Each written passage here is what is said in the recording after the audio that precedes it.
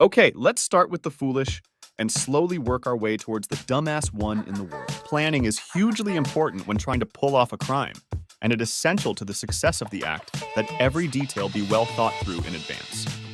But Derek Mosley didn't place very high importance on these things before he decided to rob a gun store, armed with only a baseball bat.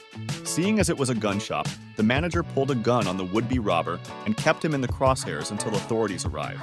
On a sunny day in March, Maganga, a 17-year-old boy in Omaha, Nebraska, decided to stick a gun in the face of a woman who was taking her son to school, demanding that she give him her car.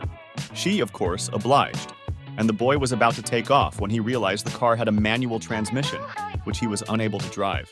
He tried to fumble around with the controls, but after moving the car only a matter of yards in a few minutes, he decided to bolt on foot, but was eventually caught by authorities. When committing their misdeed, they didn't use the masks, hoods, or balaclavas typical of most criminals, but instead chose to draw on their faces with permanent marker. While it may have made them hard to recognize during the crime, permanent marker is, as the name suggests, notoriously hard to remove, which left the men extremely easy to identify when the police were looking for the culprits. The dumb stunt earned the duo the nickname Dumb and Dumber. Breaking into homes can be tiring work, but most criminals are smart enough to wait until they get home before taking a nap.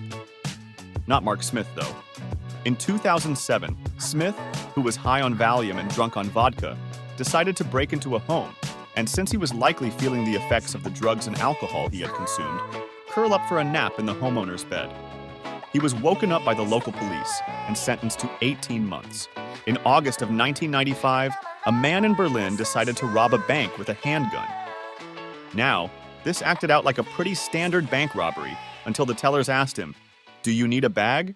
To which Schmidt responded, "You're damn right, it's a real gun." This made it obvious to the tellers that the robber was deaf. With this new realization, they sounded the alarm which notified the police, while Schmidt was none the wiser. In a funny twist, Schmidt later sued the bank for apparently abusing his disability. While attempting to break into and rob his own mother's home during broad daylight, James Blankenship got spooked and went to hide in the crawl space. When apprehended by police, Blankenship was extremely stunned because he didn't think it was possible to be arrested for burglary during the day. This guy thought he couldn't be arrested for burglary because it wasn't nighttime. One of the keys to success when completing a burglary is to pick the right target. The best target is likely an empty house, while pretty much the worst possible target would be a house full of police officers. Well, the latter is exactly what Darren Kimpton decided to choose. The house he has selected as his target was already burgled earlier in the evening, and thus police officers were already on the scene when Kimpton tried to break in. In 2008, an 18-year-old man named Ruben Zarate attempted to rob a muffler shop in Chicago.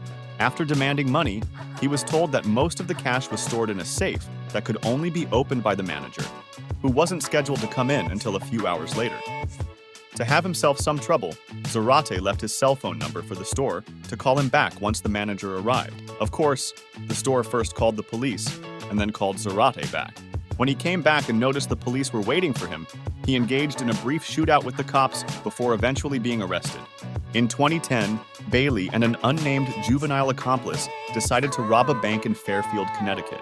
But in an attempt to speed up the process of the crime, Bailey called the bank in advance to let them know that they were coming to rob it. His obvious intent was to give the bank plenty of time to get the money ready, so he could just pick it up and leave quickly. Of course, the bank decided to call the authorities and notify them of the robber's arrival, and the two men were arrested by police without incident. The stupidest criminal out has got to be Dennis Hawkins, a 48-year-old man who tried to rob a bank in Pittsburgh. Hawkins clearly didn't get the memo about needing a good disguise that can quickly blend into the crowd after the crime, as he chose a woman's blonde wig, fake breasts, and bright clown pants. In his failed attempt to pretend to be a woman, he didn't even take the time to shave his facial hair. As if the man wasn't noticeable enough, he drew even more attention to himself when he tried to steal a car from a nearby gas station, where the attendant called the police, who apprehended Hawkins soon after. And there you have it, folks. Thanks for joining us on this journey, and until next time, stay curious and keep learning.